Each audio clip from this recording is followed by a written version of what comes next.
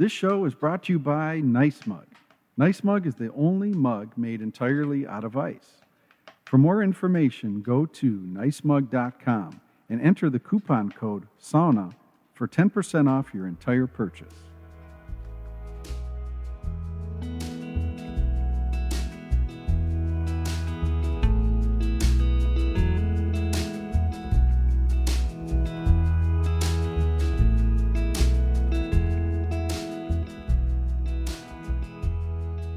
Hey everybody, welcome to Sauna Talk, and this episode is recorded up in the deep woods of northwest Wisconsin, north of Spooner, Wisconsin, and it's at a private resort called Wisdom Woods. And the significance of Wisdom Woods is worth noting as it relates to sauna. The owner, the visionary, is Jeff Wisdom, and in the small world department, in the sauna connectivity department, I had the good fortune of becoming a real good buddy to Jeff, only and mainly through sauna. In the lineage and the connection of that is one of the first episodes I've done with Sauna Talk is with Tom Orlando. And Tom worked for Jeff, and collectively Tom and Jeff built the fifth generation adhesives company, Wisdom Adhesives, from about $1 million to $135 million together, the two of these guys. Imagine what that is for a moment in terms of the amount, that amount of money, that amount of growth in 10, 11 years is just staggering. But the great news is Jeff recently sold the company, privately held, and is now young enough to be able to utilize that growth, that income, that experience, that partnership with Tom, and advance to the next stage in his life. And Wisdom Woods is a key component of that.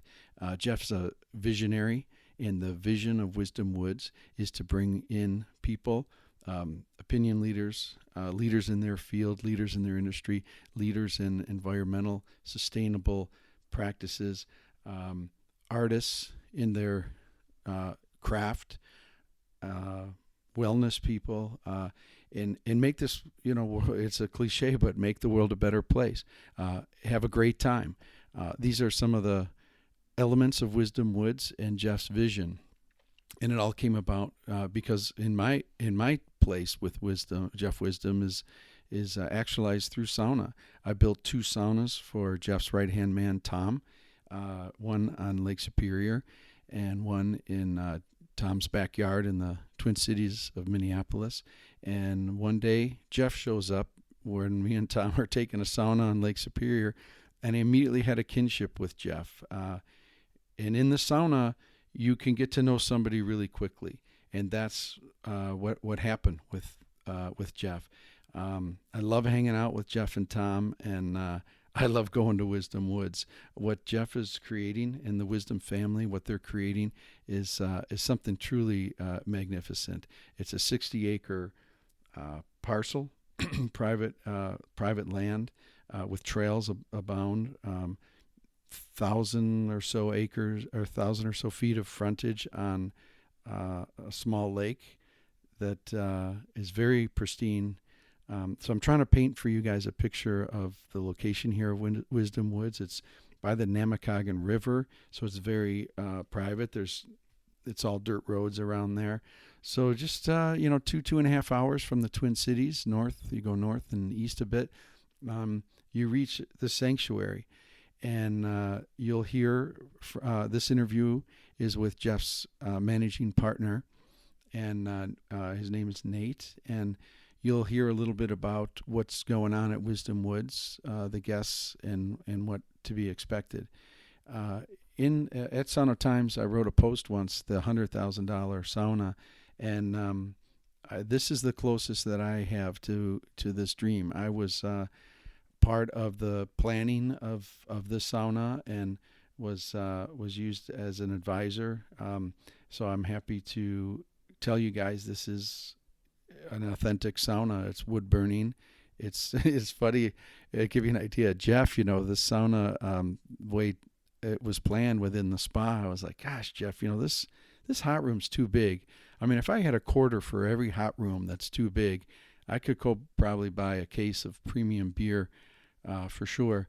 And I was trying to get him to downsize his hot room, but Jeff plowed forward, and I got to tell you, it's the right size because I didn't have the full scope of Jeff's vision with the lodge, the number of people that Wisdom Woods is capable of having, corporate retreat, larger numbers of people. So the sauna is about a 12 by 12 hot room.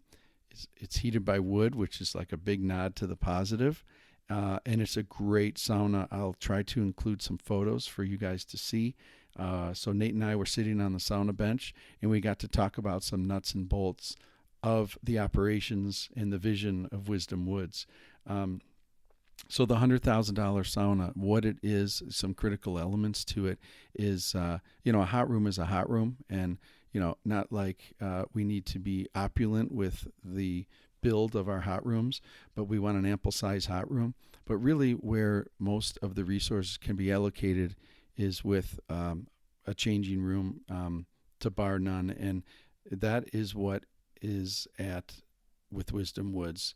The sauna is part of the spa itself, an entire building dedicated toward the health and wellness and the cool down element to sauna. So as you exit the hot room, a full glass door, you can look out right over the lake, jump in, get your cold plunge, come back to the spa.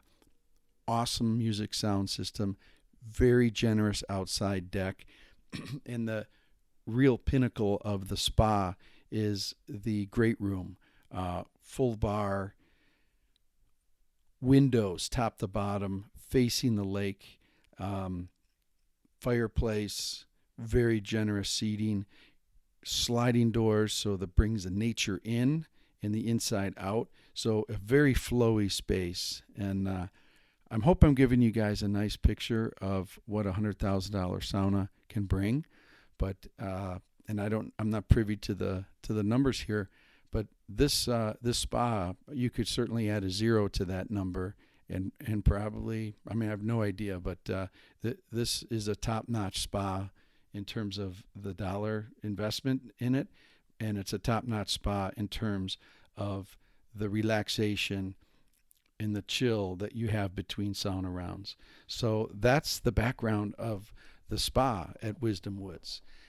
Private retreat, 60 acres. You'll hear a little bit about some of the elements to Wisdom Woods beyond the sauna, the hot room, and the brewery, and all of these things intertwine, but they're separate. So it's a beautiful thing, and that experts in their field will be part of Wisdom Woods. As example, a leading brewer will be there at the brewery, explaining a little bit about the brewing process, developing their own custom beer at Wisdom Woods, and that's part of the tour, kind of a thing. So the purpose also with this Sauna Talk is you can hear a little bit about the managing partner, his history. Nate is what we call modern. He's a modern-day Renaissance man. Modern is like the next wave, where we don't have one career. We're not pigeonholed coming out of college and say, I do X. Nate does X, Y, Z, A, B, and C. And a lot of these elements in his resume or his repertoire, I got to thinking, he's a soft guy and he's a hard guy. He's a soft guy in that he's a father, a dedicated father with an 8-year-old, and he's a hard guy in that he can haul a canoe down a 3-4 mile portage and guide people through whitewater rapids and all that. He's a soft guy in terms of being a nurturer. His main profession is a nurse in the Spooner area, so he's well versed at health and caring for people. And he's a hard guy in that he jumps out of airplanes and is a hotshot firefighter. So I can see the attraction, for him to be an integral part of Wisdom Woods, because as a modern, he brings so much to the table in terms of the operation and the hosting of guests at Wisdom Woods. So that's a little bit of an intro for you.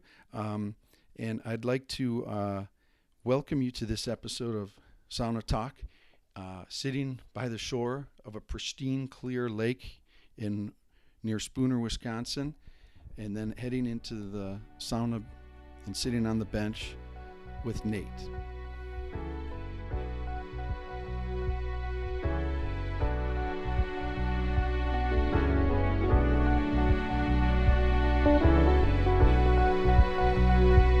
Yeah, Wisdom Woods can be a dangerous place, we've heard.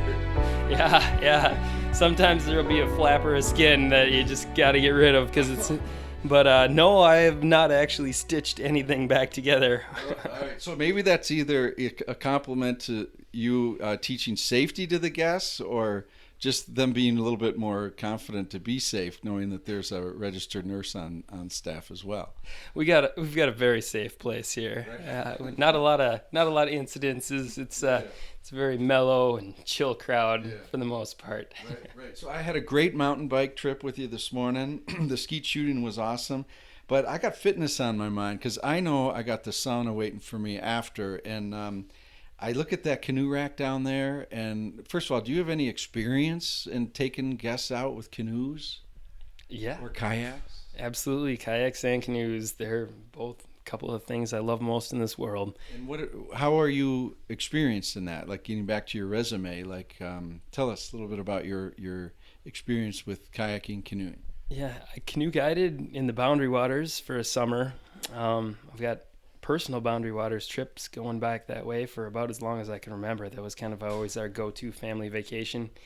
I have spent a lot of time in a canoe, and one of my other passions is whitewater kayaking, and this brings us back to the North Shore of Minnesota because those rivers coming down it are some of the best whitewater kayaking that you're going to find anywhere in the Midwest. Yeah, just like the best surfing you can find in the Midwest is right off Stony Point, right? Yeah, and that might be the only surfing you can find in the Midwest. You know it. Your resume, okay, so registered nurse, canoe guiding. What else will we see on Nate's resume? Let's see. Kayak guiding in Alaska. And the firework. What title is that on your resume, the firework that you Firework? Well, I was a hot shot when I was in Colorado. And I did that for about 3 years, and then I moved out to Northern California, and I was a smoke jumper out there.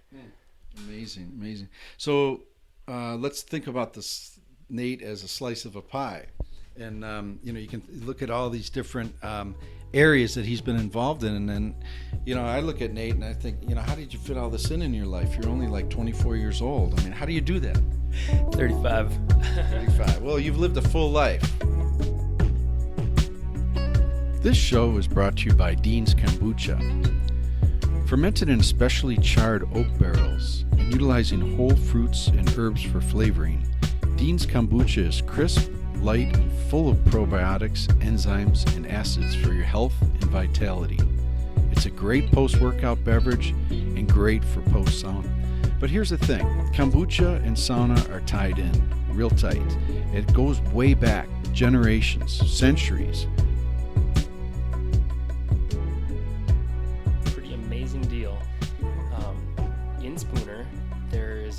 Bunch of really amazing gardeners, and so we've tapped into that resource, and we've got one of the families, the ladies that runs the DNR and is a member of a small school that my son goes to, is our main gardener, and between her and I, we've set it up as a benefit to this school, and they're in here just about every week. And they're doing all sorts of different work, from weeding the garden to planting everything. The kindergartners were out here for a butterfly release, and it's a pretty amazing deal for them, for the school, because not only do they get the education of coming up to the garden, planting things and whatnot, but the school also receives a large grant that was written to them by the owners of Wisdom Woods to come up here and do it, and they put that towards all the classrooms at their school and building the courtyard and a playground for the youngest kids to play on. So it's amazing because it's benefited them in terms of the school. It's benefited the kids in terms of learning about gardens and all sorts of other things. And the guest benefit? And the guest benefit. I mean, I'm looking at it right now. If you open that door and you walk through there and you start crunching on green beans and green peppers and all the other goodness you can find in that garden, you're going to smile. Sweet, it's going to be a great experience. A lot of touch points with the garden, and it's just a great model of how everyone wins on such a project like that. And similar with the bees. Can we move over to the beehives? Yeah, so the beehives are a cool new thing that we've added, and they're going to be going right next to the solar panel. They're going to be producing quite a bit of honey for us, but more or less it's just the experience of keeping bees and everything that we get to do with them. Yeah, and will the kids be able to partake in learning a little bit more about bees as well as, when they're tending to the garden and stuff? Will there be an opportunity to learn about bees and their importance and stuff? Yeah, so the bees are right next to the pumpkin patch, which is also something that the kids tend to. And the entire idea with them is that we'll get a little bit of honey off of them, but more just that they add something pretty cool to the property. The kids will be able to come over there and learn about the bees. We'll do the education stuff with them on a regular basis, and it's great. Awesome. Let's keep moving along the trails along the interior property here at Wisdom Woods, and I see a little structure off in the building, at least some orange tape. What are we coming upon here? What's happening in this spot? Our orange tape is marking off the cellar, and that's kind of a neat spot. What's going to happen here? And it's going to be kind of a remote place that only a few guests will get to hang out at, and we'll have an underground area that we can go down to and enjoy some good company and drinks and maybe a cigar or two. An underground cigar lounge? That's pretty much it. Cigar, maybe a little bit of whiskey and scotch. Yeah. What about beer? And beer? Well, there'll certainly be beer here. There's a brewery that we're going to be putting in. Is this going to be a separate structure? Yeah. Everything at Wisdom Woods is a destination. And so we kind of like you to move around the property and experience different things. Maybe start out at our main lodge, come down to our sauna, go to our garden. It's a pretty good walk between all these places, and towards the end of your day, you're going to want to wind up at our brewery. Right on.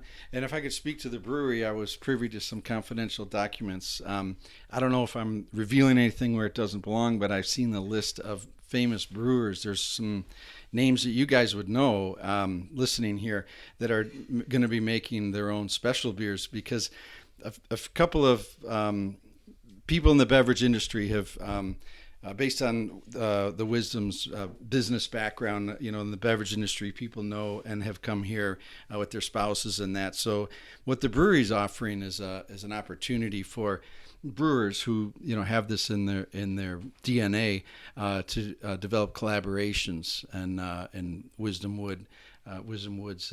There's Wisdom Woods Lager. Double IPAs in the works, and I know there's a stout. You were instrumental in the stout, weren't you, Nate? Yeah, it's a milk stout. It's absolutely delicious. It's one of my favorite beers. Yeah. I think honey. There's like I think was it Jacob Leinenkugel? I know you can't reveal who's been to Wisdom Woods, but there is a honey vice that's in the mix, I think. And I got to say, back on the trail about 400 yards where we saw the honeybees, is there going to be much carbon footprint to get the honey from the honeybees to the brewery to make honey vice? I mean, are we going to use any carbon in that transfer? I wouldn't think so, because we've paired with Frost River, who makes amazing backpacks, and we've got one that fits you. And they'll toss the honey right in the back of there, and Glenn will have it there for us. Can I come back and with the what's the company? Frost River. Yeah. Oh my gosh, they make the best backpack. So I can put on a Frost River backpack. You can help me load the honey from the honeybees. We can walk to the brewery and get our batch of honey vice started. we haven't done this yet, but if I was going to test it with anybody, yeah, I think that you'd be the man to help us carry honey all the way to the brewery. Right, And, right. Have we had lunch yet on our day walking through Wisdom Woods? We probably have somewhere along the line. Have we? Was it a picnic along the trail, or do we go have some fresh stuff from the at the lodge? Was that a salad lunch that we had I think we snacked in the garden. Yeah, snacked in the garden, and no, we had that fresh salad. We made that fresh salad from the garden. Yeah. Yeah. There's a salad station there, as I remember.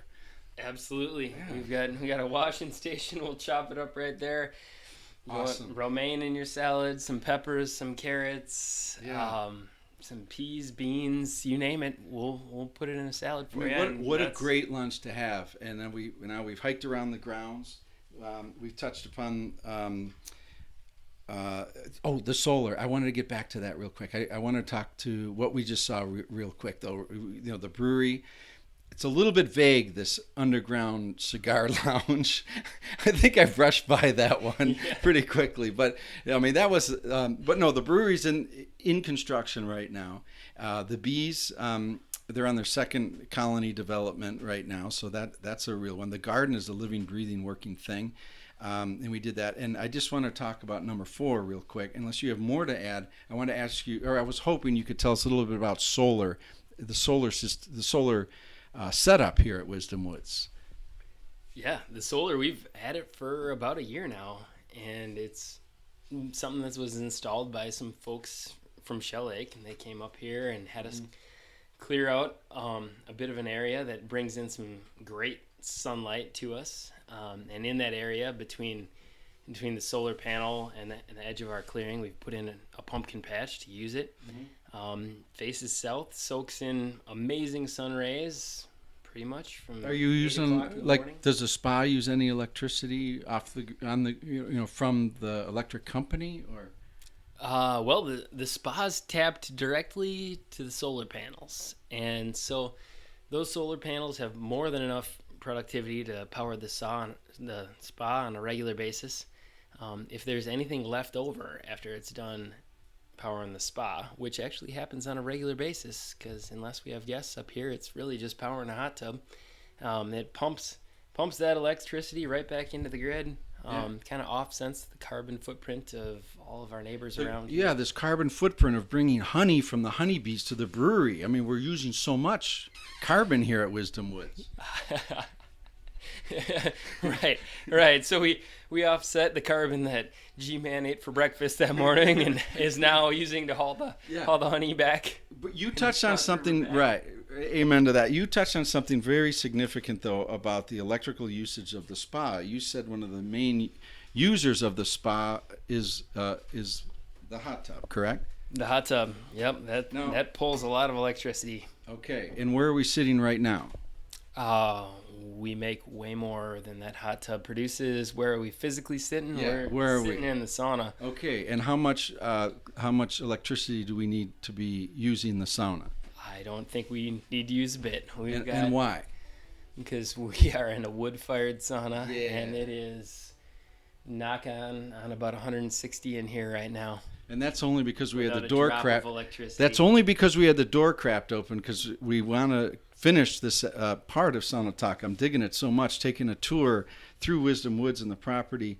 Anything else you want to add about Wisdom Woods? I mean, the carbon thing, the solar. It's just so cool to hear about the sustainability and the education available at this amazing place, Wisdom Woods.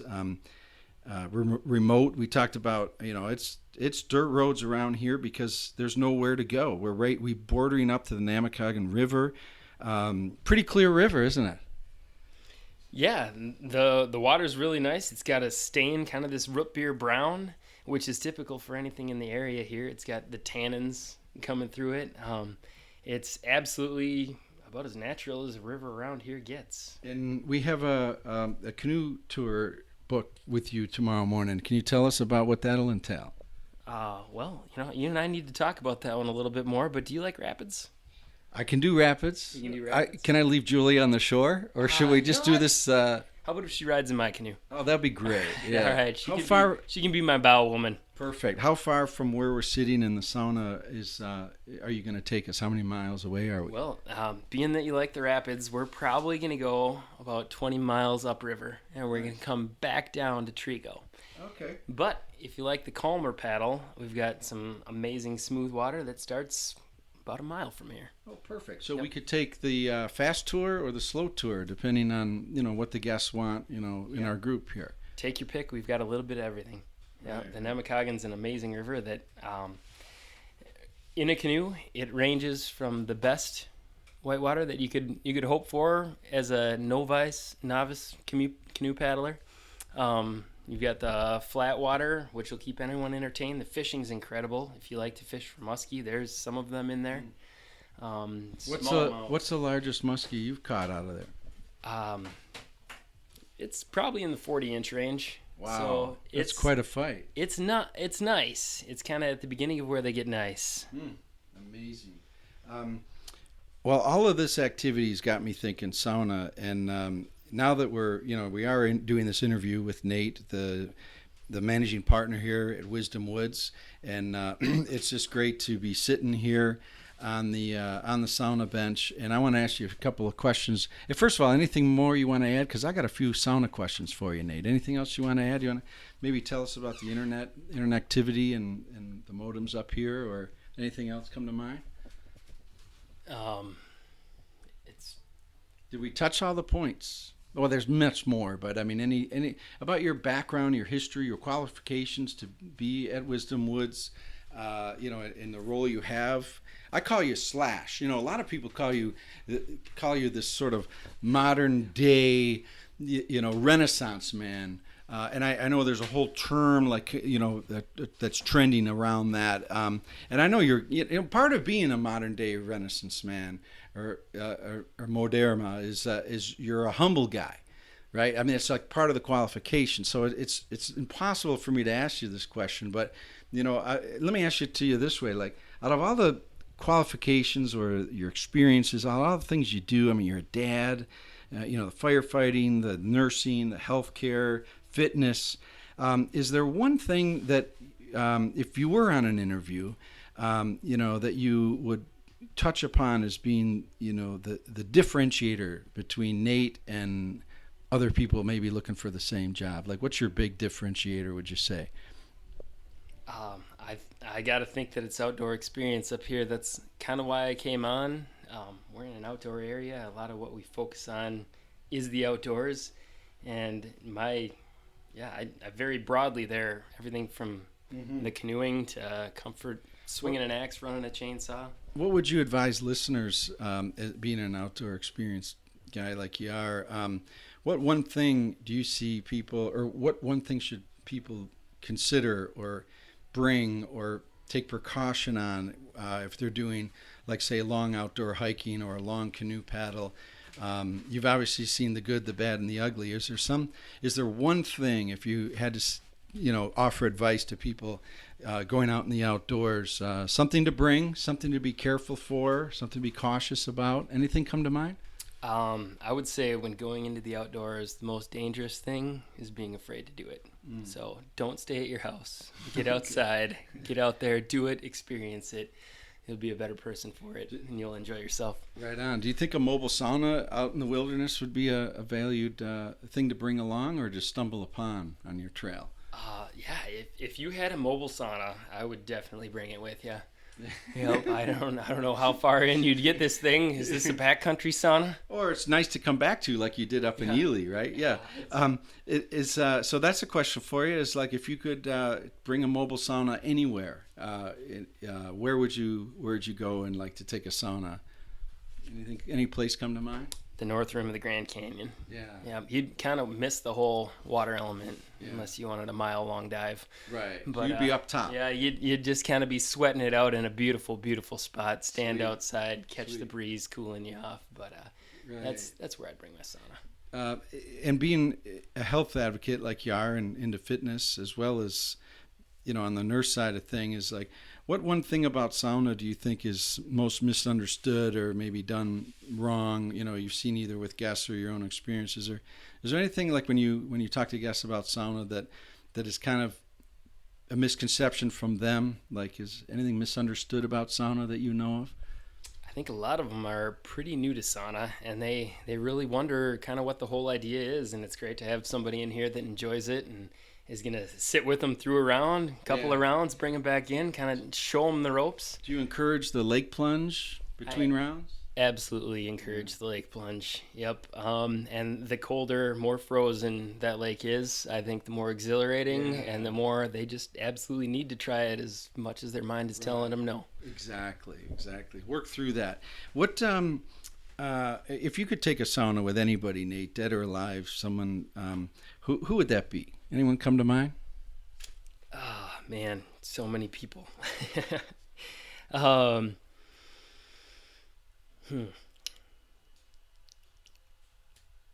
Some of the best people that I've ever sauned with, JW is certainly on the list.